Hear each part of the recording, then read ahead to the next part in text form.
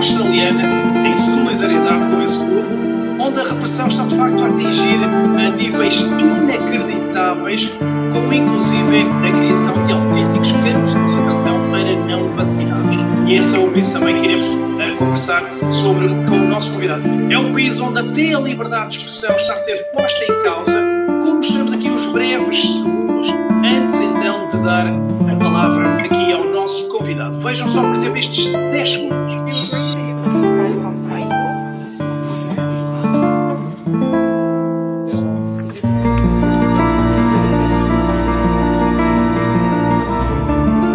Isto é só um exemplo, foram apenas alguns segundos, e a propósito disto, nós esta noite vamos às 22 horas fazer um programa em direto, um especial, um programa Ditadura Sanitária Especial Austrália, onde vamos mostrar estas imagens e outras, vamos mostrar imagens chocantes do que se está a passar neste país. Quando vim aqui para a Austrália, há 22 anos atrás, eu já sentia que havia esse sentimento de apreço ao governo.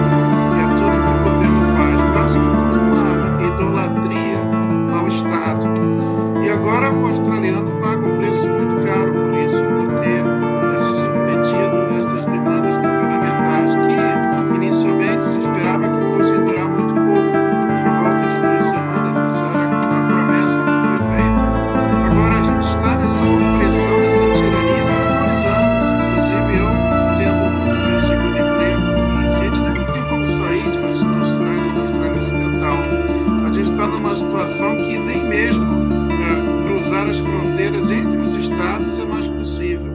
E qualquer lugar que você vá, há sempre uma exigência desse tal de passaporte sanitário ou passaporte para o Covid. Então, é uma coisa inacreditável, realmente. O nível de opressão chegou a um ponto do intolerável por aqui.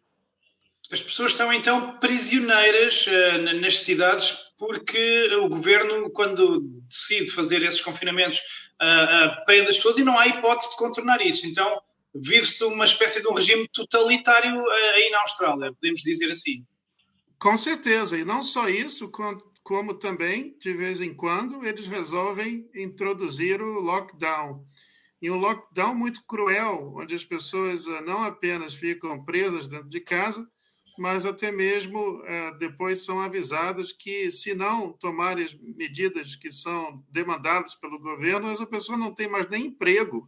Então, amanhã a gente está indo, né? Eu estou indo, me dirigindo à corte aqui, com um grupo de amigos meus policiais que perderam emprego há coisa de 2 semanas atrás, porque não resolveram não submeter às demandas governamentais.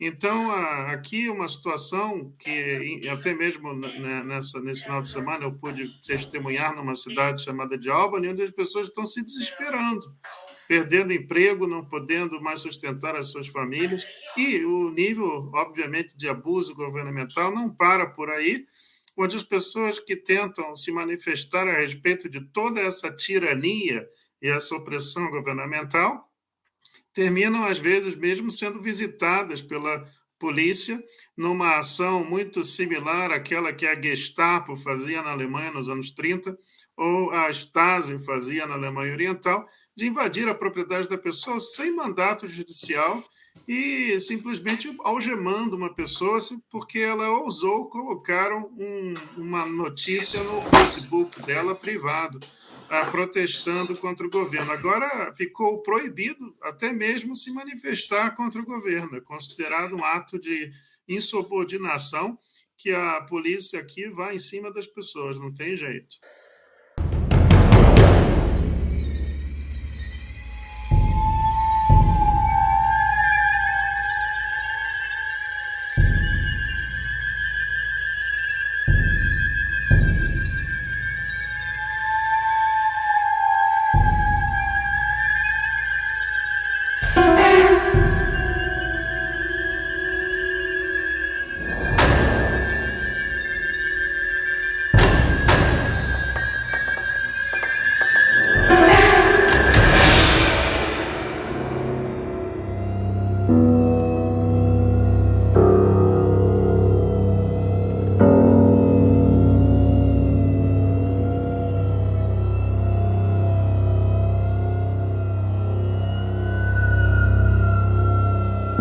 Aqui não, aqui todo juiz é nomeado por um político.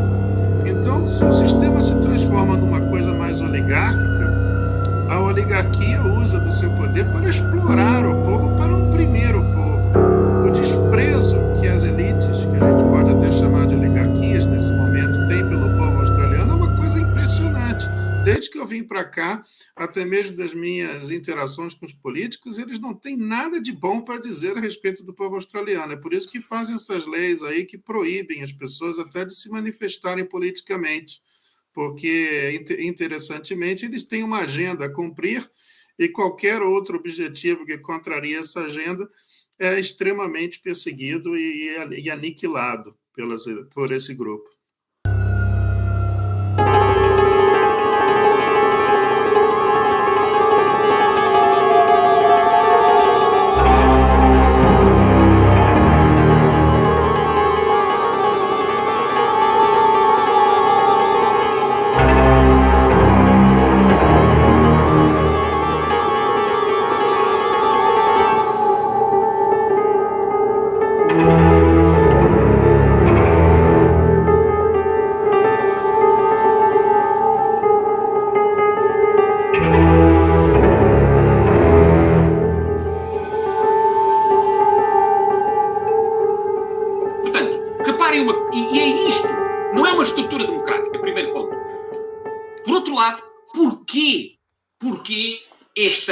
Esta destruição.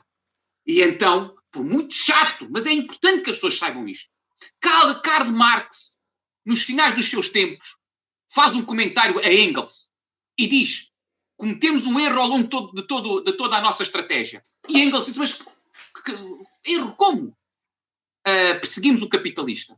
E Engels percebeu: este homem está louco. Quer dizer, agora já não é para destruir o capitalismo. E pergunta-lhe: mas estás louco?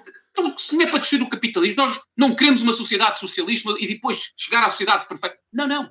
Eu quero destruir o capitalismo. Mas para destruir o capitalismo, não é destruindo o capitalista. É destruindo aquilo que está na gênese do capitalismo. E Engels pergunta: e o que é que está na gênese do capitalismo? A família tradicional judaico-cristã. E foi isto é o raciocínio de Karl Marx. Foi a primeira forma de capitalismo e de propriedade privada. Isto é, antes o homem e a mulher eram livres. A mulher podia ter os homens que entendessem, os homens podiam ter as mulheres que entendessem, mas a partir do momento que surgiu esta moralidade, que é uma grande chatice, em que um homem passa a pertencer a uma mulher, o filho daquela mulher... E a mulher é o homem, não é? E o homem e a mulher, o filho daquela mulher passa a ser então o herdeiro da acumulação daquilo que o homem foi conseguindo na sua vida. E, portanto, a família tradicional, homem, mulher e seus herdeiros, que vão herdar o que é privado, o que é propriedade privada, e destruindo a base do capitalismo, que é a família judaico-cristã, nós conseguimos destruir toda a cultura baseada, porque segundo Engels e Karl Marx, a sociedade que nós vivemos com mais de 2000 anos de história, é uma sociedade capitalista. Portanto, existir...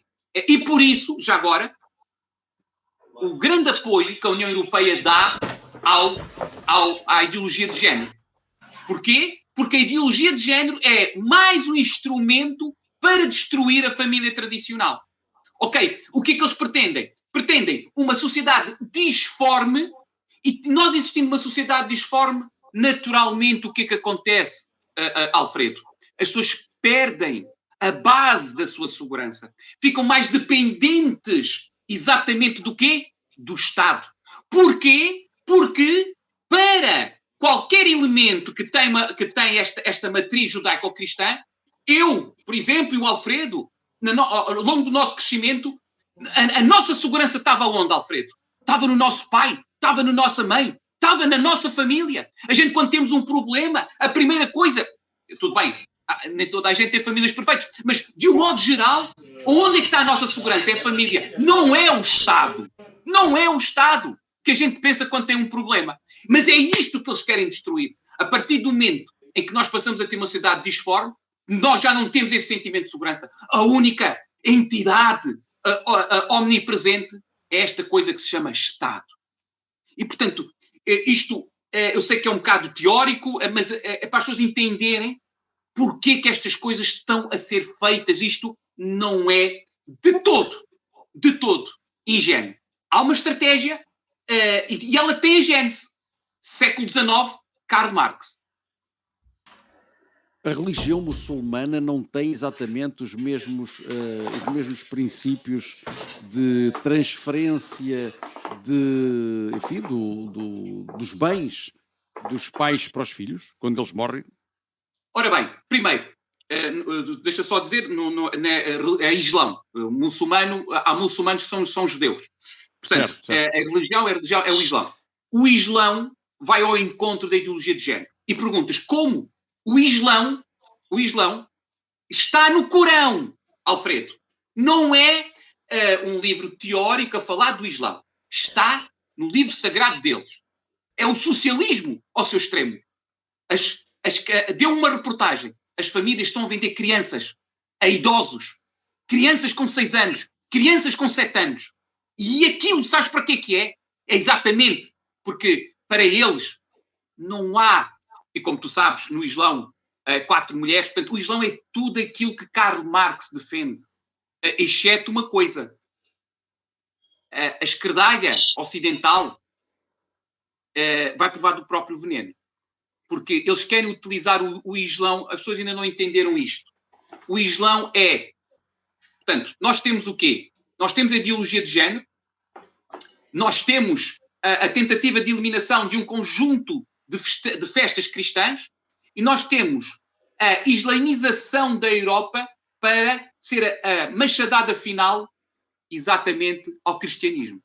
A esquerda, como toda a gente sabe, que a esquerda e a extrema-esquerda é altamente apologista e defensora da Palestina, de tudo o que tem a ver com o Islão, de permitir que eles construam cá as suas mesquitas. Toda a gente sabe, é a política deles. Porquê? Porque é mais um instrumento de destruição do cristianismo. Só que isto, Alfredo, vamos todos pagar um preço muito, muito caro, se não despertarmos. Na União Europeia, tu não podes usar a tua bandeira?